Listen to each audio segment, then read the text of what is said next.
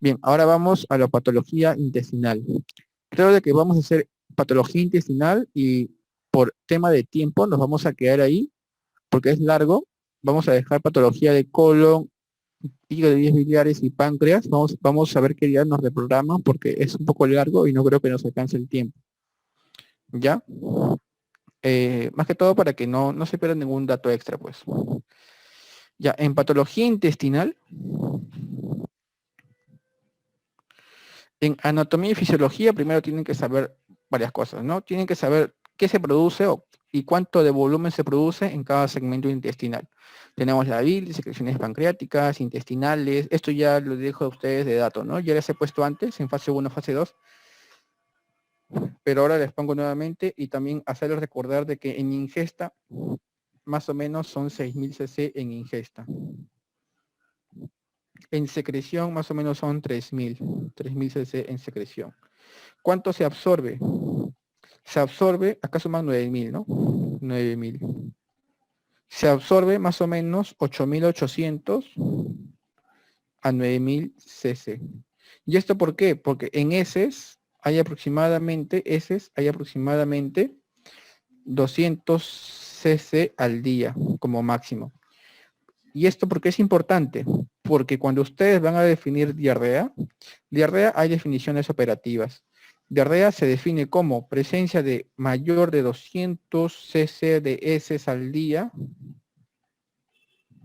aparte de aumento de frecuencia, disminución de la consistencia, que es la clasificación clásica. Otra definición es más de 3 deposiciones día, pero que sean de consistencia líquida. ¿Ya? ¿Qué más? En cuanto a la clasificación de Bristol, por ejemplo, si dice clasificación de Bristol, que es justamente en cuanto a la consistencia, es un Bristol más de 5, ya por lo menos 3 deposiciones, ya, al día. Estas son definiciones operativas de diarrea. A ustedes tal vez les han enseñado que diarrea, la definición es aumento de frecuencia, disminución de la consistencia, ¿no? Pero estas son definiciones operativas. Más de 200 cc al día, más de 3 deposiciones al día y Bristol más de 5. Esto también ya lo hemos hecho, solo les voy a dejar aquí como recuerdo y más que todo para sus compañeros que no han estado en la fase 1 ni fase 2. Bien, en cuanto a la fisiología intestinal, hay sitios de absorción de nutrientes y hay sitios de liberación de mediadores humorales y neuronales. Por ejemplo, ¿qué se absorbe en el duodeno? En el duodeno se absorben dos importantes sustancias. Se absorbe el hierro y se absorbe el calcio. ¿Ya? Por ejemplo, esto es muy importante porque ha sido pregunta de examen de residentado del 2018 y ha sido examen de residentado del 2019. ¿Dónde se absorbe el hierro? ¿Dónde se absorbe el calcio? Ya, pregunta de examen. Por ejemplo, ¿qué se absorbe? ¿Qué se absorbe en el yeyuno? ¿Qué se absorbe en el yeyuno? En el yeyuno se absorbe el ácido fólico, se absorbe las vitaminas liposolubles. El ácido fólico es la vitamina B9, ya acuérdense. ¿Cuáles son las vitaminas liposolubles? Es el queda, ¿no? El queda. Vitamina K, vitamina E, vitamina D y vitamina A. Ya queda. ¿Qué más se absorbe en el yeyuno? En el yeyuno se absorbe lactosa y se absorbe proteínas. En el ilion distal, ¿qué se absorbe? Se absorbe la vitamina B12 más factor intrínseco. ¿Qué más? ¿Qué más se absorbe en el ilion distal? En el ilion distal se absorben las sales biliares. Bien, acuérdense de esto, ¿dónde se produce el factor intrínseco? El factor intrínseco se produce en las células parietales del estómago. Ya, acuérdense. Las sales biliares es muy importante en el ilion distal. ¿Por qué? Porque en pacientes que tienen, que han sido operados del ilion o tienen resección ileal, ¿por qué van a tener aumento de frecuencia de formar cálculos? Porque tienen disminución de la absorción de sales biliares, ¿no? Por eso que pacientes con enfermedad de Crohn o que tienen enfermedades del ilion van a tener una disminución de la cantidad de vitamina B12 en el cuerpo y van a ser propensos a formar cálculos por una disminución de la absorción de las sales biliares. Por eso. Ya, pregunta de examen, lo que les acabo de decir. ¿Qué se absorbe en el colon? En el colon se absorbe agua y se absorbe ácidos grasos de cadena corta. Ya, eso es con respecto a la absorción. Ahora, en la secreción del estómago, ya les he dicho, ¿no? ¿Qué se secreta en el estómago? En el estómago es gastrina, ¿se acuerdan? Factor intrínseco, que es la secreta, ¿no? ¿Qué más? Grelina también. Grelina, que es la hormona del hambre, ¿no? La grelina estimula el apetito. Duodeno, acuérdense que la grelina estimula el apetito y la leptina lo inhibe. El duodeno se produce o se libera la colecistoquinina, ¿qué más? La secretina, ¿no? En el yeyuno, ¿qué se produce? La neurotensina. Neurotensina. En el ilion distal, el neuropéptido Y.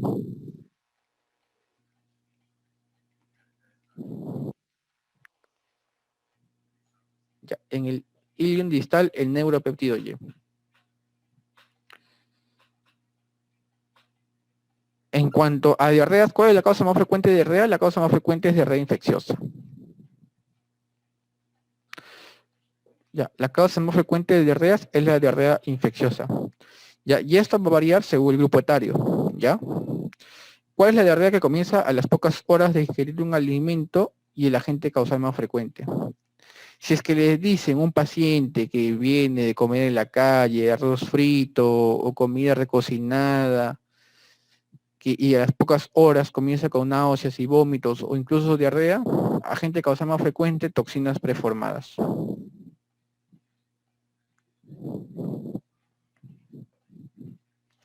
Y las toxinas preformadas, ¿quién lo produce? Staphylococcus aureus y Bacillus cereus. Como toxina preformada, Staphylococcus aureus y Bacillus cereus. ¿Cuál es la actitud ante una diarrea aguda? Si es que un paciente viene con una diarrea aguda, primero es una conducta expectante, pues, ¿no? Conducta expectante más reposición hidroelectrolítica. Hidroelectrolítica, ¿ya? Pero si es que viene un paciente con diarrea aguda, ¿en qué casos van a dar tratamiento antibiótico? ¿En qué casos? Ya que acuérdense que no se da tratamiento antibiótico en todos los casos. ¿Por qué? Porque en, en pacientes que vienen con, por ejemplo, una diarrea disentérica, ustedes, paciente viene con fiebre, diarrea disentérica, ustedes dicen, ya, le voy a dar tratamiento antibiótico, pero no se da todos tratamiento antibiótico. ¿Por qué? Porque hay justamente un agente, que es la E. coli enterohemorrágica, o también es el serotipo O157 H7, que es el causante o el productor de la verotoxina o también llamada toxina Shiga. Ya, y esto, paciente que consume antibióticos y es causado por una E. coli, ¿qué va a producir? El famoso síndrome urémico hemolítico. Esto puede producir un síndrome urémico hemolítico. Por eso hay que saber en qué casos será antibiótico. Como dicen por ahí, se da tratamiento antibiótico en caso de cólera, ¿no? Agua en lavado de arroz, diarrea en lavado de arroz. Si es que es por parásitos, se objetivan los parásitos. Si es por diarrea del viajero, si es por una colitis pseudomembranosa. ¿Quién produce la colitis pseudomembranosa? Pregunta de examen. Pseudomembranosa. ¿Quién produce la colitis pseudomembranosa? Clostridium. ¿Qué Clostridium? Exactamente, Clostridium difficile. Clostridium difficile produce diarrea pseudomembranosa. Si tienen pacientes con inmunodepresión, inmunodeprimidos, también se da tratamiento antibiótico, etc. ¿Ya? ¿Cuál es el estudio inicial de diarrea por malabsorción? Si tienen un paciente que sospechan diarrea por malabsorción, lo primero que tienen que pedir es grasa en heces. ¿Por qué? Porque grasa en heces va a determinar si el paciente tiene malabsorción. Si tienen una grasa en heces mayor de 7 gramos por día, grasa en heces mayor de 7 gramos por día, se dice que es por una malabsorción, ¿no? Ahora, hay que ver si es que es por mala absorción o mala digestión, ¿ya? Pero grasa en heces más de 7 gramos por día es mala absorción. Ya, acuérdense, para efectos de examen. ¿Qué test evalúa insuficiencia pancreática exocrina? La insuficiencia pancreática exocrina se produce en contexto de una pancreatitis crónica. ¿Cómo ustedes pueden objetivar esto? Haciendo un test de colecistoquinina secretina. Ya, pregunta de examen. El test de colecistoquinina secretina evalúa la insuficiencia pancreática exocrina. ¿Cuál es el tratamiento de la insuficiencia pancreática exocrina? Darle la famosa pancreatina, ¿no? ¿Y qué tiene la pancreatina? Enzimas pancreáticas, ¿no? Específicamente tiene amilasa y lipasa. Y la lipasa en dosis de 25.000 por cada tableta, 25.000 unidades por cada tableta de lipasa. Y esto se va jugando, ¿no? Puede variar la dosis desde 25.000 hasta 80.000 por cada alimento, ¿no? ¿Cuál es el test diagnóstico de enteropatía pior de proteínas? Alfa 1 antitripsina fecal. El alfa-1 antitripsina fecal es el diagnóstico de enteropatía pior de proteínas. Cuando ustedes sospechan diagnóstico de sobrecrecimiento bacteriano, esto estoy yendo rápido porque esto en verdad es algo de especialidad, ¿ya? Sobrecrecimiento bacteriano es cuando tienen un cultivo, ¿no? De duodeno generalmente más de 10 por 5 veces en anaerobio, 10 a las 5 anaerobios en el cultivo, ¿ya? ¿Cuáles son las características de la diarrea secretora? Las características de la diarrea secretoria primero tienen que ver que persiste con el ayuno. Persiste con ayuno. ¿Por qué? Porque la diarrea secretora es por una secreción justamente de solutos hacia la luz intestinal. En cambio, la diarrea osmótica es porque hay un aumento de solventes en la luz intestinal. Entonces, al haber sustancias no absorbibles, va a jalar agua, la diarrea osmótica va a jalar agua y va a producir la diarrea, ¿no? Es por eso que se dice que la diarrea osmótica cesa ante el ayuno. Cesa ante el ayuno. Bien, ¿cuáles son las características del colon irritable? Esto es una pregunta clásica, pues, ¿no? Colon irritable es paciente que cursa con estreñimiento con intervalos de diarrea, pero además tiene dolor abdominal que calma con la defecación. Pregunta de examen. Si tienen un paciente con alteración del hábito evacuatorio, además refiere dolor abdominal que calma con la defecación, además asociado a una alteración en la forma, en la frecuencia de las evacuaciones, es un colon irritable, ¿no? Y justamente como lo pueden ver aquí, y ahí se escapaba enfermedad celíaca. ¿Qué es la enfermedad celíaca? La enfermedad celíaca es la famosa intolerancia al gluten. La intolerancia al gluten. Esto va a haber síntomas generalmente de malabsorción, síntomas dispépticos. Ya, es decir, son síntomas inespecíficos. Puede haber dolor abdominal, puede haber diarrea. En niños hay baja de peso, disminución del crecimiento. En niños. Y además, ¿cómo diagnosticas? Acá, gold estándar son justamente dosaje de antitransglutaminasa IgA, ¿ya? O otro menos específico, antiendomicio, o antigliadina. Pero sí o sí, antitransglutaminasa tisular IgA. Ya. ¿Qué más? Biopsia. En biopsia, ¿qué van a ver? Los clásicos, la clasificación de Marsh, ¿no? ¿Qué hay en la clasificación de Marsh? Hay hiperplasia de las criptas,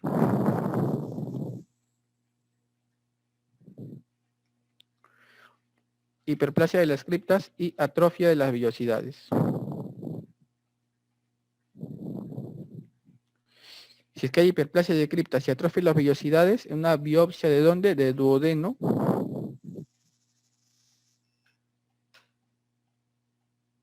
Esto es una enfermedad celíaca. Bien, estos son los criterios diagnósticos tanto de intestino irritable, de estreñimiento funcional, ¿no? De dispepsia. Ya, esto sí les voy a dejar porque sí tienen que, es un tema más de memoria, no hay nada que yo les pueda decir. Lo que yo les puedo comentar de esas tablas y que han venido en exámenes de accidentado previo es justamente cuál es el tiempo que deben de tener esto presente. ¿Por qué? Porque una cosa diferente es desde cuándo cumple los criterios diagnósticos y otra cosa es desde cuándo tiene sintomatología o molestias. Los criterios diagnósticos en todos debe cumplir en 3 meses. 3 meses, ¿ya? 3 meses de los criterios diagnósticos. 3 meses. Sin embargo, si les preguntan, paciente con estreñimiento funcional o colon irritable o intestino irritable, ¿cuánto tiempo antes debe tener los síntomas antes del diagnóstico? Los síntomas o las molestias debe tener al menos 6 meses antes. 6 meses antes. Ya, al menos 6 meses antes los síntomas. Ya, 6 meses antes. Ya, pero los criterios diagnósticos, 3 meses. Ya, molestias son 6 meses antes. Los síntomas, 6 meses antes. Y eso justamente tienen que diferenciarlo, ya que vino en el examen de accidentado del 2019, en el cual mencionaron los síntomas, cuánto tiempo antes deben estar presentes en el diagnóstico de dispepsia funcional. Varios marcaron 3 meses, ¿no? Pero te pidía los síntomas, no los criterios diagnósticos. Así que eso es algo que también tienen que diferenciar. Bien, ya para acabar, en intestino irritable, primero tienen que diferenciar bien colitis ulcerosa de enfermedad de Crohn. En colitis ulcerosa empieza por recto. Es una afectación continua, como lo pueden ver aquí. Es una afectación continua, empieza por el recto, ¿no? La pared generalmente es adelgazada, pared adelgazada. En cambio el Crohn es una afectación en parches. Parches. Puede afectar cualquier parte del tubo gastrointestinal. Puede afectar cualquier parte del tubo gastrointestinal. Ya, ¿qué más? La pared del Crohn, miren como su propio nombre lo dice, ¿no? Crohn es un nombre tosco, ¿no? Es una pared gruesa, pared engrosada. La colitis, como su propio nombre lo dice, un poco más delicada, hay una alteración superficial.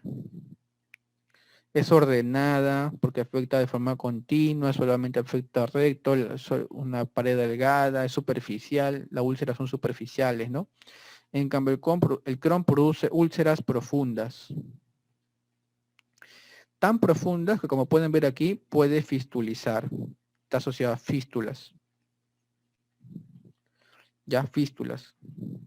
Ya, y como es un desordenado porque afecta en parches, ya, eso es característico del Crohn. En cambio, la colitis, ¿qué más? Se asocia a abscesos, pero solamente abscesos crípticos. Abscesos pequeños en las criptas nada más. Abscesos crípticos en la histología. En cambio, el Crohn te produce granulomas. Es más bravo. Granulomas. Pero estos granulomas, la característica es que son no caseificantes. No caseificantes los granulomas. ¿Ya? ¿Qué más tienen que saber aquí? Que la afectación aquí es solamente afecta a la mucosa. En cambio, en el Crohn, como es más profundo, es una afectación transmural. Ya, acá el Crohn, el tabaco, son úlceras aftosas, úlceras profundas y aftosas, ¿ya? Con respecto al tabaco, por ejemplo, en el Crohn el tabaco lo empeora. En cambio, en la colitis, el tabaco lo mejora. Obviamente no van a recomendar tabaco para colitis, ¿no? ¿Cuál es el marcador de la colitis? Marcador. Marcador de la colitis es P. anca. Y del Crohn es el ASCA. Marcador. Anti-Saccharomyces cerevisiae. ¿Ya? La colitis ulcerativa está asociado a megacolon tóxico como complicación. Megacolon tóxico. ¿Ya? Entonces, definición de megacolon tóxico es que el colon transverso mida mayor de 6 centímetros. Pues es una emergencia quirúrgica. Tienen que hacer una colectomía total en un paciente con megacolon tóxico. ¿Ya? Entonces, esas sí o sí tienen que saber diferenciar. Obviamente, en el examen en nada en el salud no les van a preguntar tratamiento. Es imposible que les pregunte. Probablemente en accidentado, pero en el ENAN y salud no les van a preguntar tratamiento, así que no se preocupen. En relación del tabaco en la colitis ulcerosa y el Crohn, justamente miren, en colitis, tabaco, ¿cómo hace? Mejora. Y en Crohn, empeora. P-ANCA, ¿quiénes son P-ANCA positivos? P-ANCA es colitis, pues. ¿Quién produce proctitis? Solamente el recto, colitis. ¿Quién te produce afectación del tubo digestivo? Crohn. ¿Quién te produce granulomas así, bien bravo? Crohn. Afectación en empedrado. Ah, ese es Crohn, no les dije. El Crohn es tan desordenado que te produce afectación en empedrado. Ya. ¿Quién te puede producir fístulas más frecuente? Fístulas, Crohn, porque es una afectación transmural. Afectación mucosa nada más, pared delgada, abscesos crípticos, colitis. La colelitiasis y la litiasis por oxalatos se observan más frecuentemente en, como les dije, ¿se acuerdan? Las sales biliares, ¿dónde se absorben? En el ilion. El Crohn, no les he dicho, ¿dónde se afecta más frecuentemente el Crohn? El Crohn afecta más frecuentemente al ilion distal. Pregunta de examen. Ilion distal se afecta en Crohn. Ya, el Crohn afecta ilion distal. Y como afecta el ilion distal, no se va a absorber las sales biliares. Si no se va a absorber las sales biliares, hay aumento de riesgo de litiasis, de colelitiasis y litiasis renal. ¿Ya? Entonces, esto aumenta el riesgo en pacientes con Crohn, con afectación ilial. ¿Qué sospechas en un paciente con pérdida de peso, ascitis, sudoración nocturna, ¿no? Dolor abdominal y fiebre persistente? TBC peritoneal. TBC peritoneal. ¿Qué segmento intestinal más frecuentemente afectado en la TBC peritoneal? Ilion distal también. Ilion distal o región iliocecal. ¿Qué examen diagnóstico es de elección? Es la biopsia peritoneal. ¿Y cuál sería el tratamiento? La clásica, pues, ¿no? Isoniazida, rifampicina, piracinamida, tambutol. La clásica, ¿no? El esquema 1 voy a poner acá, esquema 1. Ya obviamente que ustedes lo saben, esquema 1. Acuérdense, pérdida de peso, ascitis, sudoración nocturna, dolor abdominal, fiebre persistente, TBC peritoneal. Por ejemplo, si van a hacer estudio de ascitis, ¿cómo sería el GASA aquí? El GASA, ¿mayor de 1.1 o menor de 1.1? Ya para acabar.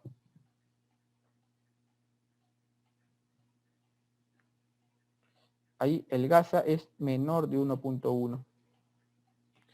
Paciente con gradiente albúmina sérica cítica más de 1.1 es por hipertensión portal, pero si es menor de 1.1, en este contexto es una TBC peritoneal. ¿Ya? Así que eso sí o sí tienen que saberlo también. ¿Ya?